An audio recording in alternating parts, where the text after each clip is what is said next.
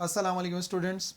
बच्चों, हम लोग अपनी डेली रूटीन में इलेक्ट्रिसिटी को यूज़ करते हैं, बट एक्चुअली इलेक्ट्रिसिटी को यूज़ करने का मतलब क्या है? क्या हम सर्किट में बहने वाले इलेक्ट्रॉन्स को या सर्किट में बहने वाले जो करंट है उनको हम इस्तेमाल करते हैं, या फिर वो कोई और चीज़ है जो कि बेसिकली इलेक्ट्रिक सर्किट के अंदर इस्तेमाल की जाती है। सो बच्चों, यकीनन हम लोग एनर्जी को यूज़ करते हैं और यही वो एनर्जी होती है जिसका फिर हम बिल पे करते हैं इलेक्ट्रिक कंपनीज़ को।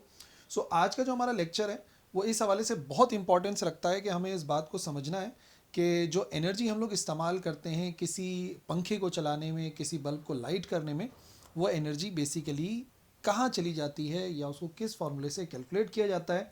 सो टॉपिक का नाम नोट करो बच्चों, पावर डिसिपेशन है। और पावर डिसिपेशन को समझने के बाद एक इम्पॉर्टेंट फैक्टर हमें समझना है कि कब हम मैक्सिमम पावर को ट्रांसमिट कर सकते हैं इन अ सर्किट। तो चलिए शुरुआत करते हैं पावर डिसिपेशन को समझने से। देखो बच्चों, हम एक बात जानते हैं कि चार्जेस मूव करते हैं किसी भी रेजिस्टर से। अच्छा, रेजिस्टर का मतलब क्या होता है?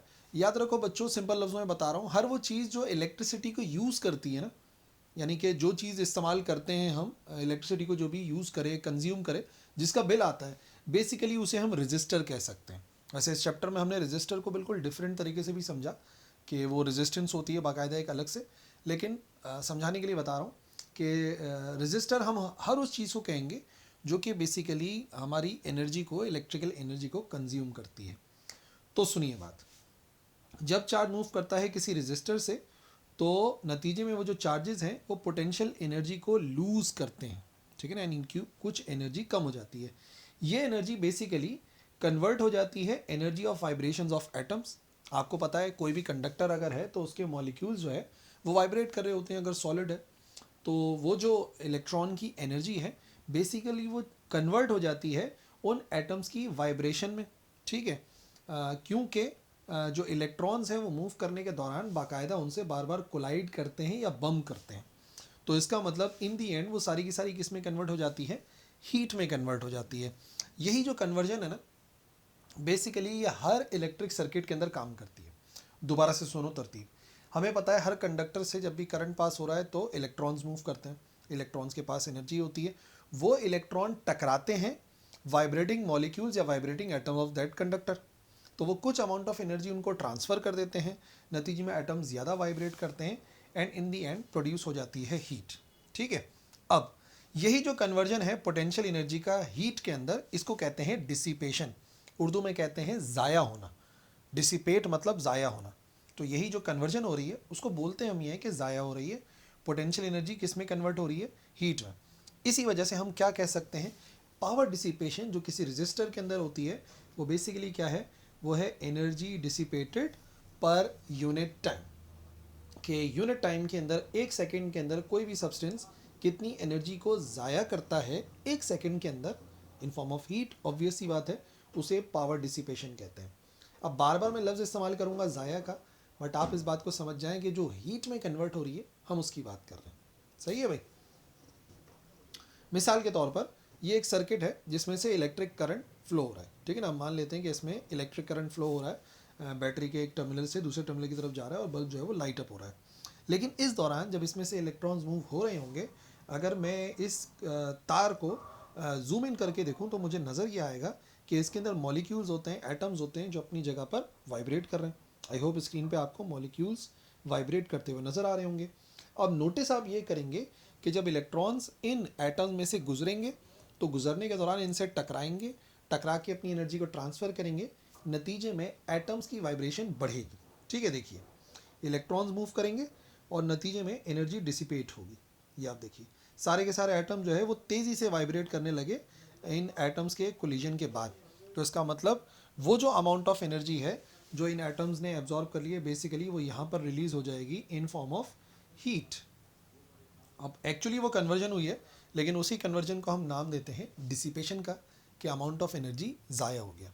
और ऐसा हर उस चीज़ से गुजरने पर होगा, इलेक्ट्रॉन्स फेस करेंगे जो कि बेसिकली कुछ वर्क कर रहे हैं इलेक्ट्रिसिटी की। कोई भी डिवाइस हो सकती है, पंखा हो, बल्ब हो, कंप्यूटर हो, जब भी किसी कंडक्टर से गुजरेंगे तो पावर एनर्जी डिसिपेट होगी।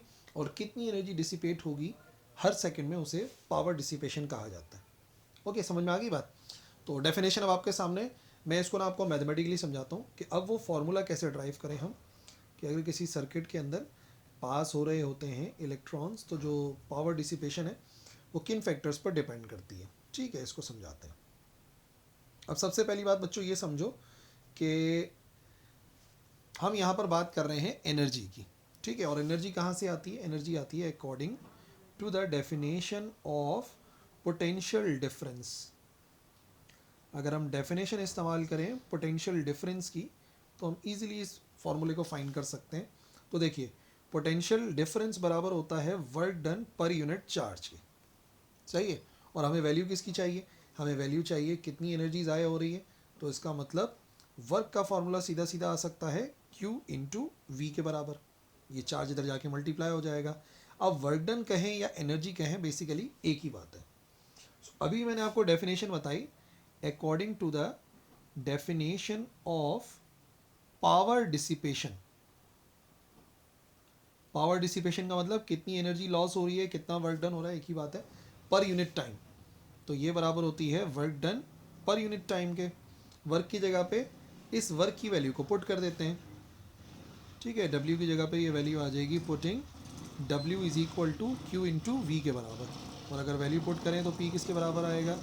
सो P बराबर आ जाएगा Q into V divide by T के। अब इसमें अगर आप एक फैक्टर देखें, चार्ज डिवाइड बाय टाइम, जब चार्ज को डिवाइड कराते हैं टाइम से, तो basically charge passing through a conductor per unit time actually बराबर होता है करंट के। तो इसका मतलब V तो अपनी जगह पे लिखा हुआ है, इस Q अपॉन टी की जगह पे मैं I पुट कर सकता हूँ। तो फॉर्मूला क्या बनेगा पावर का? पावर का फॉर्मूला आ जाएगा P is equal to V into I. सही है, तो मैं ये कह सकता हूँ कि किसी भी सर्किट के अंदर जो पावर डिसिपेशन हो रही है, बेसिकली वो दो चीज़ों के प्रोडक्ट से मालूम की जा सकती है। कौन सी हैं वो दो चीज़ें? एक है वोल्टेज और दूसरा है करंट। अगर आप अपने घर में इस्तेमाल होने वाली किसी भी चीज़ की पावर डिसिपेशन कैलकुलेट करना चाहते हैं, तो आप उस चीज़ में कितना वोल्टेज दिया जा रहा है, कितना करंट वो यूज़ कर रही है, आप फाइंड कर लेंगे पावर डिसिपेशन। और अगर बेहतर फार्मूला बनाना है, so according to Ohm's law. ठीक है, एक फार्मूला तो यही हो गया, एक फार्मूला ये हो गया इक्वेशन ए, और भी बनाता हूँ फार्मूले, दो और फार्मूले बनेंगे। सो ओम्स लॉ के मुताबिक आपको पता है V बराबर होता है IR के। तो ये जो हमारी इक्वेशन ए है, ये क्या बन सकती है? ये बन सकती है P is equal to IR multiply by I. तो पावर डिसिपेशन का एक फार्मूला बन सकता है I स्क्वायर R। अगर हमें कभी किसी चीज़ की रेजिस्टेंस पता है कि उसमें कितनी रेजिस्टेंस है और कितना करंट पास हो रहा है, सो करंट का स्क्वायर इंटू आर। ठीक है, उससे भी पावर डिसिपेशन कैलकुलेट की जा सकती है। और अगर इक्वेशन बी को थोड़ा सा और हम रीअरेंज करें ओम्स लॉ के मुताबिक ही, तो हमें पता है वोल्टेज की वैल्यू अगर निकालना चाहें, तो वो तो बराबर होती है V is equal to I R के। यहाँ से ज़रा आई की वैल्यू को अलग करो, आई की वैल्यू को अलग करोगे तो ये बराबर आएगा V ओवर आर। अब अगर इक्वेशन बी में वैल्यू पुट करूँ मैं, सो आई की, तो क्या बनेगी? P बराबर आ जाएगा आई का स्क्वायर इंटू आर लिखा हुआ है, तो आई की जगह पे आई की वैल्यू पुट कर देते हैं, V over R. So P बराबर आ जाएगा V का स्क्वायर डिवाइड बाय आर का square into R. So simple सी बात है, एक आर से एक आर हो जाएगा कैंसिल, तो हमारे पास क्या वैल्यू बचेगी? P is equal to V square divide by R. ठीक है, इसको कह देते हैं इक्वेशन सी। देखो बच्चों, अब आपके सामने ना तीन फार्मूले हैं, इन तीनों से आप पावर डिसिपेशन कैलकुलेट कर सकते हैं किसी भी सर्किट की। डिपेंड करता है कि आपको फैक्टर कौन से मालूम है। अगर V इंटू आई है तो भी आप पावर डिसिपेशन निकाल सकते हैं, अगर I और R पता है तो भी मालूम कर सकते हैं, और अगर वोल्टेज और रेजिस्टेंस पता है तो भी आप पावर डिसिपेशन कैलकुलेट कर सकते हैं। ठीक है, अब आपने अगर पावर डिसिपेशन कैलकुलेट कर ली, तो आइए समझते हैं इसका यूनिट क्या बन सकता है। पावर, वैसे तो पावर का यूनिट क्या होता है? SI unit of power actually क्या होता है? वो होता है वॉट, W से जाहिर करते हैं। ठीक है, लेकिन यहाँ पर अगर आप बनाना चाहें ना, तो आप इजीली बना भी सकते हैं। ये जो वॉट है ना, वो किसके बराबर होगा? देखो, एक वॉट का मतलब क्या हो गया? एक वॉट का मतलब हो जाएगा कि किसी चीज़ को आप 1 वोल्ट दें और वो करंट इस्तेमाल करे 1 एम्पियर। अगर आप 1 वॉट पावर की बात कर रहे हैं, तो 1 वोल्ट आप उसे पोटेंशियल डिफरेंस दें और 1 एम्पियर का करंट पास होगा तो एक्चुअली वो बराबर हो जाएगा 1 वॉट के। सही है। और वैसे इसके मल्टीपल भी हैं, आप लोगों ने सुना होगा ना 1 किलो वाट। सो अगर 1 किलो वाट की बात की जाए तो 1 किलो वाट के अंदर बराबर होते हैं 1000 वॉट। बल्कि मैं आपको इंटरेस्टिंग बात बताऊं, अगर जनरेटर वगैरह को आपने कभी सुना हो जनरेटर्स के बारे में कि उनकी पावर कैसे होती है, तो आप देखेंगे उसको बोलते हैं, और उसके ऊपर लिखा भी होता है 1 kVA। सही है। तो ये VA कहाँ से आ गया बच्चों? ये VA यहीं से ही आया है। इसका यूनिट होता है वोल्ट, इसका यूनिट होता है एम्पियर, और किलो अपनी जगह पे लिखा हुआ है। तो इसका मतलब वॉट एक्चुअली किसके बराबर होता है? VA के। तो जो जनरेटर होता है ना 1 किलो वाट का या 1 kVA का, एक्चुअली वो 1000 वॉट के ही बराबर होता है। सही है। तो किलोवाट बोल लो, KVA बोल लो, एक ही बात है। अच्छा, ये एक थोड़ी सी कन्फ्यूजन है, उसको थोड़ा सा आप लोग दूर कर लो। पावर डिसिपेशन जो है ना, वो एनर्जी पर यूनिट टाइम है, पर वो एनर्जी नहीं है। किसी चीज़ का ज़्यादा पावर डिसिपेशन होना इस बात को जाहिर नहीं करता कि वो ज़्यादा एनर्जी को यूज़ कर रही है, बल्कि वो टाइम पे भी डिपेंड करता है कि कितने टाइम तक वो चीज़ चल रही है। सो अगर आपको फाइंड करनी हो कि भाई कोई चीज़ कितनी एनर्जी को कंज्यूम कर रही है, तो उसके लिए आप क्या करेंगे? उसके लिए आप एक सिंपल सा फार्मूला इस्तेमाल करेंगे, जितनी उसकी पावर डिसिपेशन है उसको मल्टीप्लाई कराएंगे टाइम्स। सही ना? कितनी उसकी पावर डिसिपेशन है तो उसको कितनी देर इस्तेमाल करा, उससे आप बिजली का अंदाज़ा लगा सकते हैं कि वो चीज़ कितनी बिजली को कंज्यूम कर रही है। और तब जाके उसका जो यूनिट होता है ना, वो यूनिट बन जाता है किलो वाट आर, वो बनता है किलो वाट आर। और 1 किलो वाट आर एक्चुअली बराबर होता है 3.6 10⁻⁶ जूल्स के बराबर। सही ना? एनर्जी का यूनिट वॉट नहीं होता है, वॉट पावर का यूनिट है। What is the unit of power. और जो हम बिजली इस्तेमाल करते हैं ना, जो कि किलो वाट आर के अंदर होती है, जो हमारा बिजली का एक यूनिट होता है ना, वो 1 किलो वाट आर होता है। सो उसका मतलब होता है 36 लाख जूल जब हम बिजली इस्तेमाल कर लेते हैं, तब जाके हमारा के इलेक्ट्रिक का एक यूनिट बनता है। सही है। समझ में आ गई बात? सो पावर डिसिपेशन वाली बात तो इतनी ही रखनी थी। अब आइए मैक्सिमम पावर ट्रांसमिशन किसी सर्किट में कब होती है, इसको समझते हैं। ठीक है। फॉर एग्जांपल हमारे पास एक बैटरी है जिसका EMF E के बराबर है। ठीक है। इससे हमने सर्किट को कनेक्ट करा। यहाँ पर मैंने लगा दी एक बैरूनी रेजिस्टेंस, बाहर की एक रेजिस्टेंस है, यानी कि कोई भी लोड डाल दिया उसके ऊपर, कोई पंखा लगा दिया, कोई बल्ब लगा दिया, और उसकी रेजिस्टेंस को RL बोलेंगे। इसको बोलते हैं लोड रेजिस्टेंस, यानी जो भी चीज़ हम चलाना चाह रहे हैं हमने कितना लोड इसके ऊपर डाला। इसके अलावा अगर बैटरी के अंदर देखा जाए तो मैंने आपको बताया था, एक तो वोल्टेज की सोर्स हो जाती है जिसको VS कह देते हैं, वोल्टेज ऑफ द सोर्स। और फिर इसकी अपनी एक रेजिस्टेंस होती है जिसे इंटरनल रेजिस्टेंस कहते हैं। लास्ट लेक्चर में मैंने डिस्कस करा था। उसकी वैल्यू को हम जाहिर कर देंगे RS से। सो बेसिक ये सर्किट है हमारे पास ये समझने के लिए कि भाई कब हम मैक्सिमम पावर को ट्रांसमिट कर सकते हैं किसी सर्किट में। ठीक है। ये आ गई वोल्टेज की सोर्स, ये हमारे जो बैटरी की सोर्स है, जो सोर्स है EMF की, उसकी इंटरनल रेजिस्टेंस है RS। और ये वो चीज़ है जो मैं चलाना चाह रहा हूँ, जो कि मैं लोड डालना चाह रहा हूँ बैटरी के ऊपर, उसको जाहिर करेंगे RL से। ठीक है। बैटरी को हटा दो, ये सर्किट अब हमारे काम का है, इसी पर ही काम करते हैं। ठीक है। अब एक काम करते हैं, फॉर्मूले आपको पता है करंट का क्या फार्मूला होता है? अगर करंट का फार्मूला बनाना चाहें तो आपको फार्मूला पता है, करंट बराबर होता है V/R के। अब यहाँ पे दो रेजिस्टेंस आपको नज़र आ रही हैं और दोनों ही सीरीज़ में जुड़ी हुई हैं, RS और RL सीरीज़ में जुड़ा हुआ है। तो इसका मतलब अगर आपको टोटल करंट जो इस सर्किट से गुजर रहा है वो मालूम करना है तो आप इस फार्मूले से मालूम कर सकते हो। ठीक है। कितना वोल्टेज है VS, और उसको डिवाइड करा देंगे RL प्लस RS, यानी टोटल रेजिस्टेंस से RS में RL को ऐड करेंगे। और आखिर में जो पावर डिसिपेशन का फॉर्मूला हमने पढ़ा था करंट और रेजिस्टेंस वाला, वो मैंने लिख दिया। और रेजिस्टेंस जो है उसको RL से जाहिर किया हुआ है, तो यहाँ पे मैंने RL भी लिख दिया। हमने फार्मूला पढ़ा था P=I²R। तो इस मरतबा जो रेजिस्टेंस है उसको RL बोला हुआ, तो यहाँ पे RL लिख दिया। अब पता है हम क्या करेंगे? हम एक प्रैक्टिकल करेंगे, एक एक्सपेरिमेंट करेंगे। उस एक्सपेरिमेंट में मुझे बैटरी का वोल्टेज तो पता है, जाहिर सी बात है, मेरे पास बैटरी है, और इंटरनल रेजिस्टेंस भी पता होगी कि भाई इस बैटरी की इंटरनल रेजिस्टेंस कितनी है। अब हम क्या करेंगे, हम मुख्तलिफ RL की वैल्यूज़ पुट करके देखेंगे कि कब मैक्सिमम करंट पास होगा या मैक्सिमम पावर ट्रांसमिट होगी इस सर्किट के अंदर। ठीक है, वन बाय वन इसको सॉल्व करेंगे कुछ वैल्यूज पुट करके। सो सबसे पहले एक काम करते हैं, सबसे पहले हम एक ग्राफ को प्लॉट कर लेते हैं, क्योंकि इसी ग्राफ के ऊपर बनाऊंगा ना।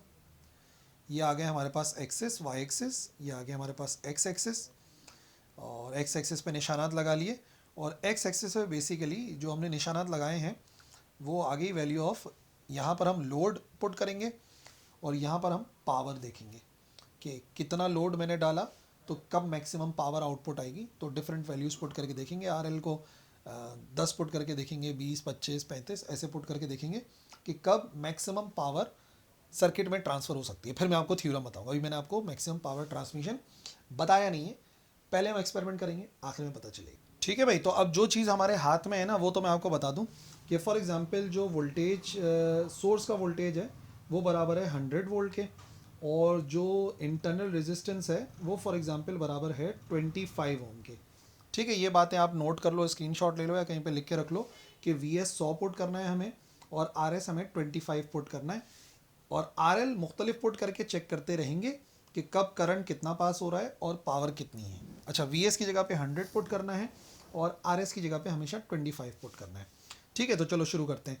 पहली वैल्यू पुट करते हैं आर एल, फॉर एग्जाम्पल पहले ज़ीरो लेते हैं, आर एल की वैल्यू ज़ीरो लूँगा तो कैलकुलेट कर लूँगा वी एस कितना है, वी एस बराबर है 100 के, इसको डिवाइड कर दूंगा, आर एल तो ज़ीरो है, डिवाइड बाई 25, तो 100 डिवाइड बाई 25 ये आ जाएगा 4.0 एम्पेयर। ठीक है, करंट आ गया। अच्छा, फिर जब पावर डिसिपेशन निकालनी होगी तो करंट तो 4 आ गया, 4 का स्क्वायर 16, बट लोड जो है मैंने ज़ीरो डाला है तो एक्चुअल पावर डिसिपेशन ज़ीरो आएगी। तो हमने क्या करा, हमने आर एल ज़ीरो पुट किया था, तो आप देख लें पावर डिसिपेशन भी ज़ीरो आ गई, हमने यहाँ पे निशान लगा दिया। अब हम क्या करेंगे, हम थोड़ा लोड डालेंगे उस सर्किट के ऊपर। लोड कितना डाला मैंने, फॉर एग्जांपल 5 ओम का। अब आप देखें 5 ओम के मुताबिक वी एस तो मैंने वही पुट करा 100 डिवाइड बाय आर एल की जगह पे आ गया 5 और आर एस पहले से 25 था, तो 100 डिवाइड बाय 30 ये 3.3 आ गया।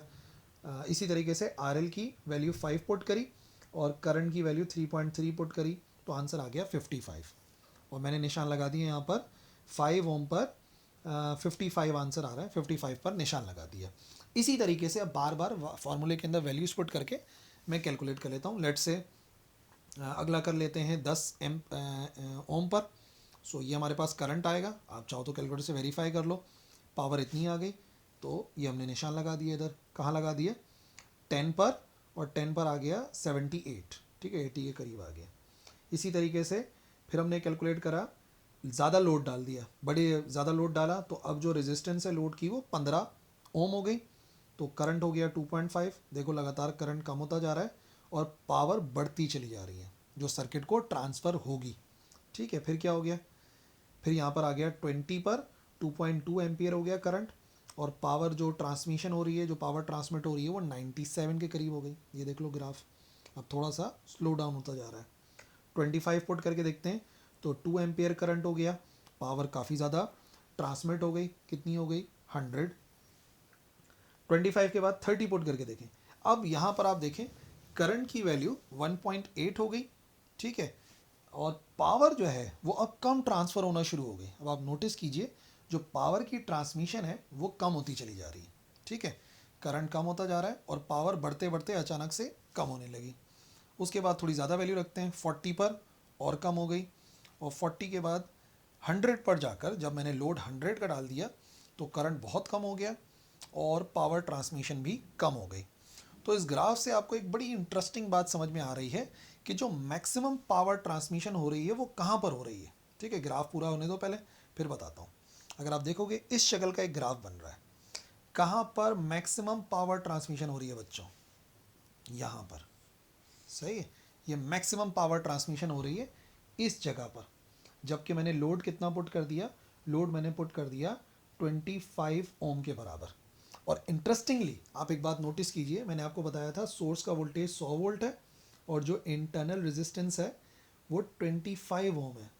सही है, तो बच्चों आप क्या कह सकते हो इस प्रैक्टिकल को देख के कि मैक्सिमम पावर ट्रांसमिशन तब होती है सर्किट में जब लोड की जो वैल्यू है, जो लोड रेजिस्टेंस है वो बराबर हो जाए internal resistance of the circuit या internal resistance of the battery. बात समझ में आई भाई? देखिए आर एस हमारे पास 25 ओम था, हमने लोड मुख्तलिफ डाल के देखा, लेकिन जब लोड की वैल्यू आर एस यानी कि सोर्स की रेजिस्टेंस के बराबर होती है तो ही सर्किट में मैक्सिमम करंट ट्रांसफ़र होता है। यही है बेसिकली हमारा मैक्सिमम पावर ट्रांसमिशन का थ्योरम, जिसके मुताबिक जो मैक्सिमम एक्सटर्नल पावर है अगर आप किसी बैटरी से लेना चाहते हैं तो आप कब ले सकते हैं? अच्छा, ऐसी जिसकी फाइनाइट इंटरनल रेजिस्टेंस हो, ठीक है। तो अगर रेजिस्टेंस ऑफ द लोड बराबर हो जाए रेजिस्टेंस ऑफ द सोर्स के, और यही theorem basically maximum power transmission theorem कहलाता है कि अगर आप किसी बैटरी से मैक्सिमम पावर ऑब्टेन करना चाहते हैं तो आपको लोड उतना ही डालना चाहिए जितना कि उसकी अपनी इंटरनल रेजिस्टेंस होती है। जैसे इस केस के अंदर आपने देखा 25 ओम आर एल 25 ओम के बराबर है, तो मैक्सिमम पावर ट्रांसमिट हो रही है 100 वॉट के बराबर। और ये तब हुआ पॉसिबल जब यही चीज़ एक्चुअली किसके बराबर थी? आर एस के, और आर एस भी बराबर था 25 ओम के। ओके, तो अगर हम चाहते हैं किसी सर्किट से मैक्सिमम पावर को ऑब्टेन कर लें तो उसके लिए हमें लोड की रेजिस्टेंस उतनी ही रखनी चाहिए जितना कि सोर्स की अपनी रेजिस्टेंस होती है। ठीक है, तो यहाँ पर ये जो कंडीशन है इसको हम कहते हैं मैच्ड कंडीशन, जहाँ पर मैक्सिमम पावर हमें मिलती है, और वो कब होता है? जब आर एस आर एल के बराबर हो जाए। एक ये पॉइंट आपने नोट करना है। दूसरा जो पॉइंट आपने नोट करना है कि मिनिमम पावर कब होती है? पावर मिनिमम कब है? पावर मिनिमम दो सूरतों में होती है। या तो सर्किट आप ओपन रख दें, करंट ही पास ना कराएं, सही ना, सर्किट ओपन है, आपने करंट ही पास नहीं कराया तो मिनिमम पावर मिलेगी आपको। करंट पास ही नहीं हो रहा तो क्या मिनिमम होगी, क्या पावर होगी? जाहिर सी बात है।